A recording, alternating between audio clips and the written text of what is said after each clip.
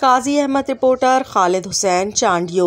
काजी अहमद दरियाए सिंध में दड़ी गांचा के मकाम पर दो सगे भाई दरियाए सिंध में डूब गए। लाशों की तलाश जारी है। तफसीलात के मुताबिक काजी अहमद मोड़ कॉलोनी के रिहायशी दो सगे भाई 10 साला आकाश और 12 साला प्रकाश बागड़ी दरियाए सिंध में डूब गए, जिनकी लाशों की तलाश मकामी गोताखोर कर रहे हैं। पुलिस के मुताबिक दोनों भाई अपने वालिद परना बागड़ी के हमरा दरियाए सिंध के किनारे तरबूज की फसल देखने गए थे कि दोनों बच्चे पीने के लिए दरिया से पानी भरने गए। पैर फिसलने के बायस वाकया पेश आया है, जिसमें दोनों भाई डूब गए।